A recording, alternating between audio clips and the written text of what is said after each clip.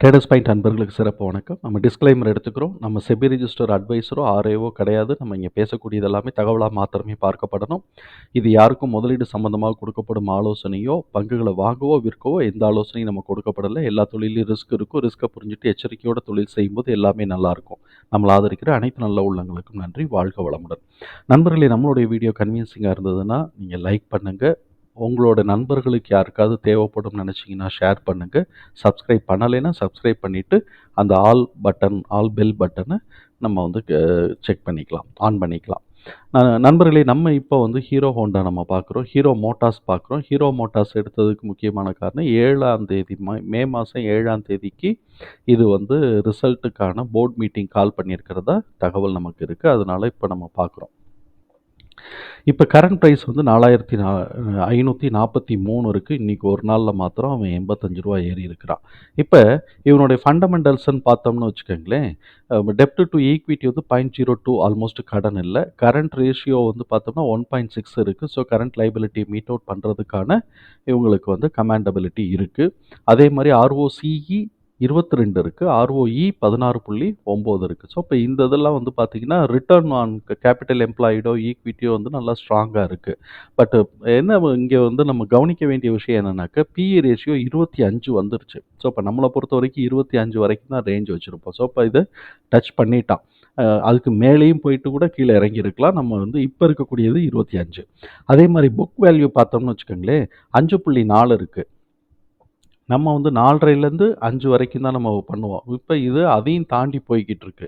So இப்போ நம்மளை பொறுத்த வரைக்கும் இது ஓவர் வேல்யூஷன் தான். அதனால வந்து இந்த மாதிரியான நேரத்தில் வந்து இந்த லாங் டேர்ம் இன்வெஸ்டர்ஸ்லாம் வந்து உள்ளே என்ட்ரு ஆக மாட்டாங்க. அவங்க வந்து யோசிப்பாங்க, பார்ப்பாங்க. ட்ரேடர்ஸ் வந்து மேலே ஏற்றி இறக்கி உடனே ப்ராஃபிட் புக் பண்ணுறது தானே. ட்ரேடர்ஸ் வந்து அவங்க வந்து ப்ராஃபிட் புக் பண்ணுறது, ட்ரேட் பண்ணுறது, அது வேறு விஷயம். இப்போ இவனோட ஆனுவல் இபிஎஸ் வந்து பார்த்தோம்னாக்க, இது ஃபோர்காஸ்டரோட ஃபார்வர்டு 1 இயர் ஃபார்வர்டு இபிஎஸ் பார்த்தோம்னா 214. இப்போ அது வந்து இந்த சைடு நம்ம வந்து இங்கே வந்து இபிஎஸோடது ஆனுவலைஸ்டுன்னு பார்த்தோம்னா இங்கே இருக்கக்கூடிய எஸ்டிமேஷன் 223 இருக்குது. அதனால நான் இந்த 223 எஸ்டிமேஷனை தான் நான் எடுத்துக்கிட்டேன். அது குவார்ட்டர்லியில் வந்து 52 காட்டுது, 52 to 53 காட்டுது. ஆனால் நான் வந்து என்ன பண்ணிக்கிட்டேன், இதில் நம்ம டோட்டல் ஆவரேஜில் என்ன வருதோ அதை மாத்திரம் தான் எடுத்துக்கிட்டோம். இப்போ இவன் வந்து எல்லாத்தையும் மீட் அவுட் பண்ணுறதுக்கான கேப்பபிலிட்டி இருக்குன்னு வச்சுக்கோங்களேன். இவன் என்ன பண்ணியிருக்கிறான், ஜனவரி டு மார்ச்சோட சேல்ஸ் வந்து பார்த்திங்கனாக்க நல்லா ஏற்றி வச்சுருக்கிறான். ஒரு 10%, 16%, 10% நம்ம ஏற்றி வச்சுருக்கிறான். பார்த்தோம்னாக்க இந்த சைடு வந்து ஒரு 5%க்கு மேலே ஏற்றி வச்சுருக்கிறான், 10% ஏற்றி வச்சுருக்கிறான். அதே சமயத்தில் எக்ஸ்போர்ட் ஆர்டர்லேயும் 16%க்கு மேலே ஏற்றி வச்சுருக்கிறான். ஆனால் மார்ச் மாத சேல்ஸ் வந்து கம்மியாக இருக்குது, 5.5% கம்மியாக இருக்குது மார்ச் மாத சேல்ஸு. ஜனவரி டு மார்ச் வந்து 10% ஏறி இருக்குது. ஆனால் மார்ச் மாத சேல்ஸ் மாத்திரம் 5.57 கம்மியாக இருக்குது. ஸோ இப்போ இதையும் நம்ம மனசில் வச்சுக்கணும். இப்போ மனசில் வச்சுட்டு நம்ம இதெல்லாம் நம்ம பார்த்தோம் அப்படின்னு சொன்னோம்னாக்க, இவன் வந்து என்ன பண்ணுறான், டிசம்பருக்கு பிறகு மார்ச் மாதம் ஏறி இருக்கிறான் 2022ல். 2021ல் என்ன பண்ணியிருக்கிறான், கீழே இறங்கி இருக்கிறான். ஸோ இப்போ மிக்சடாக மேலேயும் ஏறுறான், கீழே இறங்குறான், அன்பிரடிக்டபுளாக இருக்குது. இப்போ இவன் மேலே ஏற போகிறானா கீழே இறங்க போகிறானா நமக்கு தெரியாது. பேசிக் இபிஎஸோட குவார்ட்டர்லி டிடிஎம் பார்த்தோம்னா 180 வருது, புக் வேல்யூ 239 வருது. நான் கன்சாலிடேட் பார்த்துட்ருக்குறேன். ஸ்டாண்ட் அலோன் பார்த்தோம் அப்படின்னு சொன்னாக்க அந்த ₹1 ₹2 தான் வித்தியாசமாக இருக்குது. அதனால நம்ம கன்சாலிடேட்டே போய்க்கலாம், ஒன்றும் பெரிய வித்தியாசம் இல்லை. ஸோ இப்போ நான் இந்த டேட்டாவை பூரா நம்ம என்ன பண்ணியிருக்கிறோம், மார்ச் மாதம் இவன் ஏற போகிறானா இறங்க போகிறானான்னு தெரியல.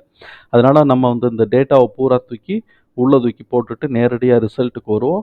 இதில் புக் வேல்யூ 239 கன்சாலிடேட்டுக்கு உண்டானதை எடுத்துக்கிட்டு ஆனுவல் எஸ்டிமேஷன் வந்து அதில் அந்த குவார்ட்டர்லியில் இதில் கொடுத்த இந்த எஸ்டிமேஷனையும் நான் எடுத்துக்கிட்டேன். அதுக்கப்புறம் வந்து இது வந்து போன வருஷத்தோடைய லோவை வந்து நம்ம எடுத்துக்கிட்டோம். 2023 லோவை எடுத்துக்கிட்டு இந்த குவார்ட்டர்லி ரிசல்ட்டு இது எல்லாத்தையும் நம்ம ஃபீட் பண்ணதுக்கு பிறகு நமக்கு கிடைக்கக்கூடிய ரிசல்ட்டு.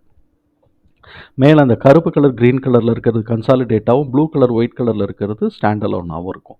இப்போ இந்த குவார்ட்டருக்கு வந்து பார்த்தோம்னா 54.7 ஏறுனதுக்கு 32.62, அதாவது 3262 வரணும். நெக்ஸ்ட் குவார்ட்டர் நம்ம இந்த 4 குவார்ட்டரோடைய ஆவரேஜ் தான் நம்ம போட்டிருக்கிறோம். அப்படி பார்த்தோம்னா 45 வருது. ஆனா அவனுக்கு வந்து எவ்வளோ வருது? 54 கிட்டக்க வருது. குவார்ட்டர்லிலன்னு போட்டோம்னாக்க 54 கிட்டக்க வருது. 54 ஹையாவும், 35 லோவாவும், ஆவரேஜ் வந்து பார்த்தோம்னா 47ம் குடுத்துருக்கிறான்.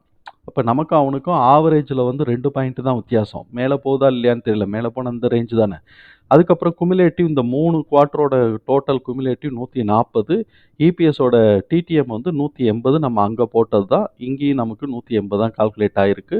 ஆனுவலைஸ்டு டிடிஎம்மோட எக்ஸ்பெக்டேஷன் அதாவது எஸ்டிமேஷன் வந்து பார்த்தோம்னா 223. ஸோ, இப்ப இதுக்கு தான் நம்ம போட்டிருக்கிறோம். இப்ப இருக்கிறதுலயே ரொம்ப ஹை வேல்யூ 223. அதுக்கே பிரைஸ் எவ்வளோடா வருதுன்னா 4297 தான் வருது. அப்ப டிடிஎம் மாத்திரம் அச்சீவ் பண்ணா 4093. சரி குமுலேட்டிவ்க்கு எவ்வளோடா பிரைஸ் ஏறி இருக்கணும் அப்படின்னு சொன்னா 3874. அப்ப இந்த குவார்ட்டரோட பிரைஸோட சேர்த்து ஏறணும்னா 3262. இது நெக்ஸ்ட் குவார்ட்டர்ங்கிறதுனால இத நம்ம வந்து ஒரு இதுக்காக ஒரு கைட்லைன்ஸ்க்காக வச்சுக்கிறோம். இத நம்ம இப்போ போட போறதில்ல. இப்ப அதுவும் இது மேல வந்துச்சுன்னா கூட மார்க் பண்ணலாம். கீழ வந்திருக்கு. அப்ப கீழ வந்திருக்குன்னா அதையும் மார்க் பண்றோம். அவ்வளோதான். ஒரு கைட்லைன்ஸ் கீழயும் இறங்கலாம், மேலேயும் ஏறலாங்கும்போது கீழ இருக்கிறத நம்ம மார்க் பண்றோம். ஏதோ அது மார்க் பண்ண போறோம்.